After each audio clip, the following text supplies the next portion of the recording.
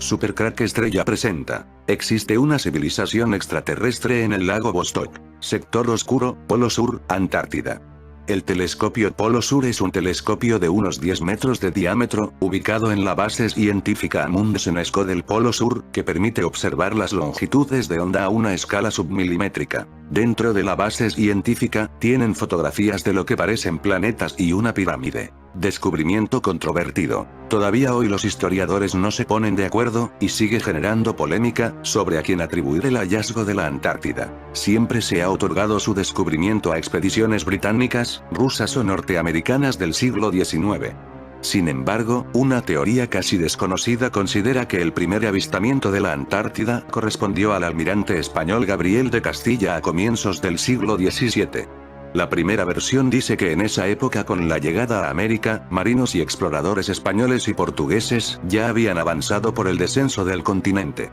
Pero por aquellas aguas abundaban los piratas, sobre todo holandeses, por lo que en este contexto, en marzo de 1603, al almirante Gabriel de Castilla se le ordenó proteger las costas chilenas de los ataques corsarios con la Armada del Sur compuesta por 3 naves. El galeón Jesús María, 600 toneladas y 30 cañones. El Nuestra Señora de la Visitación. Y el Nuestra Señora de las Mercedes, 400 toneladas.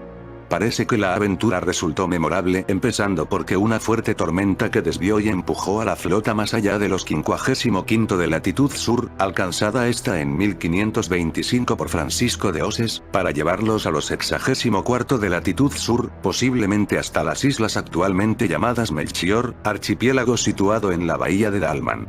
Esta singladura solo se conoce por el testimonio sin fecha, probablemente de 1607, que realiza un marinero holandés llamado Laurens Claes, que al parecer iba en aquella flota y declara haber navegado bajo el almirante Don Gabriel de Castilla con 3 barcos a lo largo de las costas de Chile hacia Valparaíso, y desde allí hacia el estrecho, en el año de 1603. Y estuvo en marzo en los 64 grados y allí tuvieron mucha nieve. En el siguiente mes de abril regresaron de nuevo a las costas de Chile.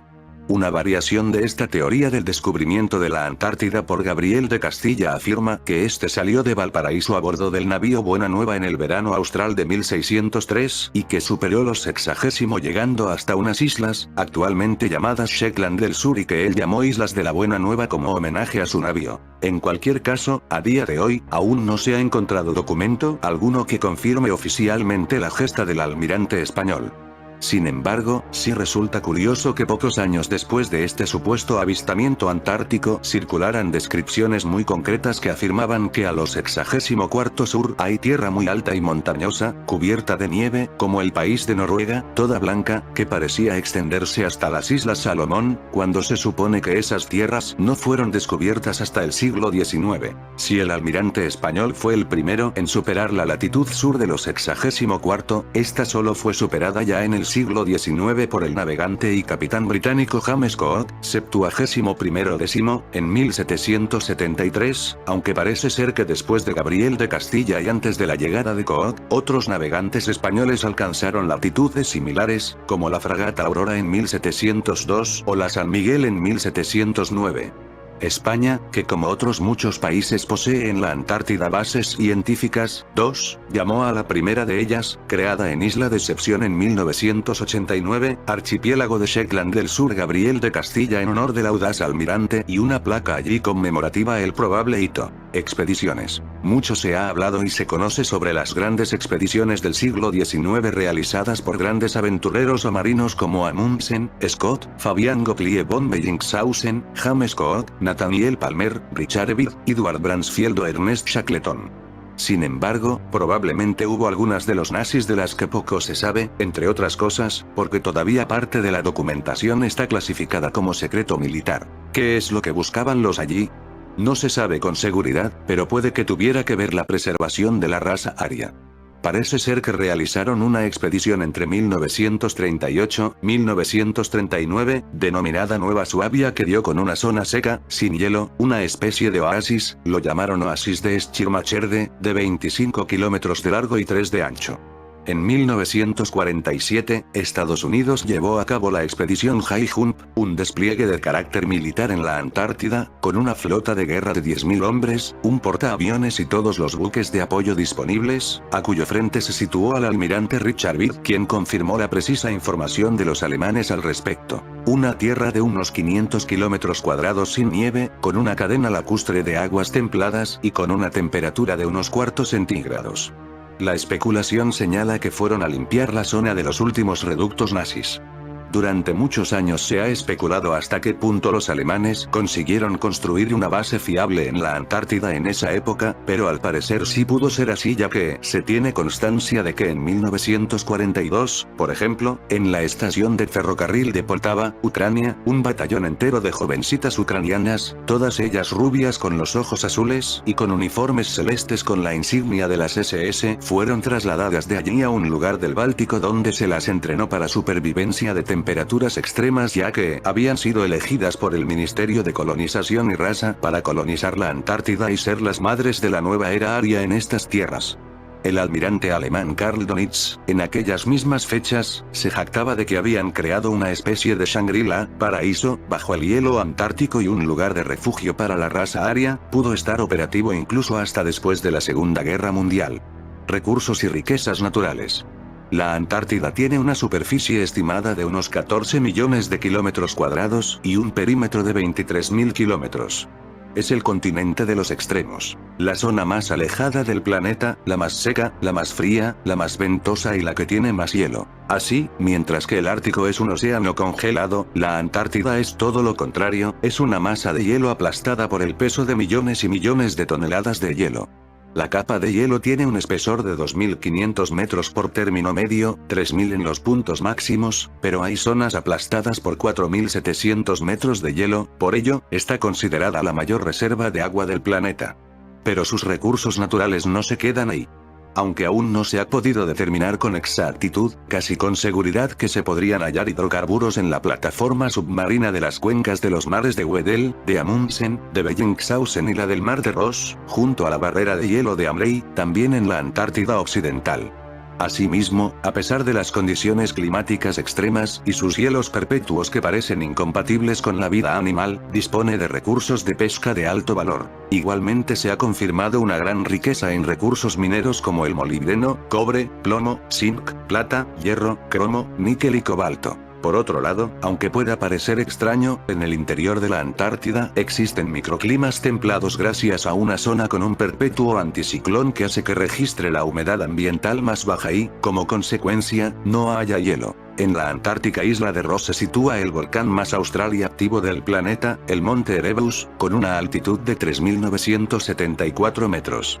Al ser uno de los pocos lagos de lava permanente que existen, puede convertirse en una fuente importante de energía geotérmica. Las especiales condiciones atmosféricas y espaciales de la Atlántida, una velocidad de rotación muy baja, sus menos 88 grados centígrados de temperatura, inexistencia del efecto dinámico de dilatación centrífuga adicional, etc., hacen de ella un lugar privilegiado de estudio para el anunciado camino del ser humano hacia la Luna y Marte, cuyas propiedades parecen ser similares y donde se podrían encontrar los recursos que en la Tierra escasean. Anomalías. La Antártida es una yerma extensión de desolación blanca cuya belleza salvaje es solo comparable a su hostilidad hacia los seres humanos, una hostilidad recíproca ya que se trata de uno de los ecosistemas más alarmantemente amenazados por las actividades humanas. Estas actividades humanas ya han generado un enorme agujero sobre la capa de ozono de su atmósfera y por ende un calentamiento general del planeta que comienza a constituir un serio problema para la supervivencia de sus hielos eternos. De hecho, en los últimos años se están desprendiendo, y a la vez derritiendo kilométricos trozos de hielo, como el colosal glaciar Thwaites, uno de los más importantes de la Antártida Occidental, cuyo deshielo ha contribuido al aumento del nivel del mar de Amundsen en por lo menos un 4%, unos 64 centímetros. Los científicos aseguran que esto es resultado del cambio climático y que el hielo una vez que comienza a retirarse ya no retrocede. Sin embargo, la Antártida también engaña a los humanos haciéndoles creer que es un lugar incapaz de albergar vida alguna, pero la realidad es que encierra una fauna fascinante y variada. Pero aunque de esa sensación, en este continente no todo está cubierto por el hielo. Hay lagos, ríos, extraños magnetismos e incluso cataratas de sangre. En 1957 la Unión Soviética instaló en la Antártida una estación científica permanente, la estación Vostok, pero en la década de los 70 se dieron cuenta que casualmente se habían ubicado en la orilla de un enorme lago helado, con más de 200 kilómetros de largo y unos 50 de ancho, en el que todo no está helado sino que a unos 2 kilómetros bajo esas toneladas de hielo hay agua líquida. En las posteriores investigaciones también se dieron cuenta de la existencia de una cámara de aire entre la superficie de ese agua dulce y el hielo donde, todavía por descubrir, puede haber cualquier cosa, incluida vida superior, es decir, animales que hayan estado durante millones de años evolucionando y que tengan una forma de vida absolutamente diferente a lo que conocemos. Todo esto no tendría más interés que el meramente científico de no ser porque a partir del año 2001 todas las investigaciones que se llevaban a cabo respecto al lago Vostok se cubrieron de un velo de secreto silencio. Se dice que aún hay una guerra con los nazis. Curiosamente, ese mismo año, científicos de la Universidad de Columbia, haciendo estudios gravitacionales, descubrieron una gran anomalía magnética en la orilla suroeste del lago Vostok, es decir, que allí abajo había algo que provocaba que la atracción fuera mucho mayor en ese punto. La única hipótesis más o menos viable es que hay un objeto metálico natural o artificial de enorme tamaño bajo ese hielo y esas aguas de cuya naturaleza no se sabe absolutamente nada, puede ser desde un yacimiento enorme de algún mineral férrico pesado hasta un objeto de origen meteórico o incluso de origen artificial. Otra anomalía descubierta por satélite no hace mucho tiempo son unas aberturas, especie de cuevas, que se han localizado en diversas zonas de la Antártida, concretamente en la zona que los nazis llamaron Nueva Suabia y que ellos intentaron colonizar de alguna manera. Por ello, las especulaciones hablan de que posiblemente estas cuevas no sean del todo naturales, pero que también podrían ser antiguas chimeneas volcánicas que de alguna forma han quedado libres. Lo cierto es que parece ser que en las fotografías de satélite se pueden ver una especie de construcciones o vestigios de caminos rodados que llevan hasta ellas desde la costa. La NASA también acaba de hallar vida a 200 metros bajo de la capa de hielo de la Antártida y lo han grabado, una especie de camarón primitivo y una especie medusa grande. Este hallazgo en esas zonas oscuras y heladas supone que no solamente pueden sobrevivir los más de 10.000 virus descubiertos por los científicos, sino también vida superior. Al parecer queda aún mucha vida por descubrir de la que no sabemos absolutamente nada. No sería tan descabellado pensar en la existencia de vida extraterrestre en el lago Vostok, puesto que las condiciones de su ecosistema se asemejan a la de otros cuerpos del sistema solar. Las investigaciones han arrojado que los organismos que habitan allí podrían ser semejantes a una muy probable vida extraterrestre. El descubrimiento de la vida en el lago Vostok podría contener interesantes implicaciones sobre las ideas de la existencia de la vida extraterrestre, ya que el ambiente en sus aguas sería muy similar al del inmenso océano que existe en la gruesa cubierta helada de Europa. Estamos hablando de la luna de Júpiter o de la luna de Saturno. Además, en el fondo del lago hay un lecho de 70 metros de espesor de sedimentos, que esconde un registro climático único de la vida en la Antártida antes de que se formara la capa de hielo, por lo que su estudio tiene un enorme interés para los investigadores. ¿Cómo es posible que el agua siga líquida? Una de las hipótesis por lo que se supone esta agua no se solidificó, es la gran presión que ejerció el peso del hielo de unos 3.700 metros de espesor. Se dice que la presión es de 360 atm, además la temperatura, el calor geotérmico del interior de la Tierra. Dado que en esta área la Tierra ejerce calor sobre las rocas en donde se apoya el lago y estas rocas calientan el agua, entonces la gran capa de hielo actuó como una capa protectora que aislaba del frío de la superficie. ¿Qué dicen las investigaciones realizadas? La perforación más profunda, que fue la primera realizada por los Estados Unidos, los científicos encontraron 1623 especies por sus secuencias de genes, de las cuales un porcentaje era de seres eucariotas con un núcleo, alrededor de un 6% de estas se encontró. Entre el grupo de bacterias fue hallada una que solo subsiste en los intestinos de los peces, por lo que se consideró la posibilidad que en el fondo del lago existieran organismos complejos, crustáceos y peces. Los investigadores han mapeado la forma del lago Vostok con técnicas de detección remota, como sondeos sísmicos y radares que penetran en el hielo. El lago Vostok es mucho más superficial en un extremo que en el otro, con las dos cuencas separadas por una cresta. Algunos científicos piensan que la cresta podría ser una ventilación hidrotermal, similar a los fumadores negros del fondo del océano que están llenos de gusanos de tubo. El largo y angosto lago puede estar ubicado en un valle de rift, similar al lago Baikal en Rusia. Los científicos creen que el calor geotérmico de la Tierra mantiene la temperatura del agua del lago rondando los 27 grados Fahrenheit, menos 3 grados Celsius. La pesada presión del hielo que se encuentra sobre la superficie mantiene el líquido del lago a pesar de su temperatura bajo cero. En fin amigos de Supercrack Estrella, si el video te gustó pulgar arriba.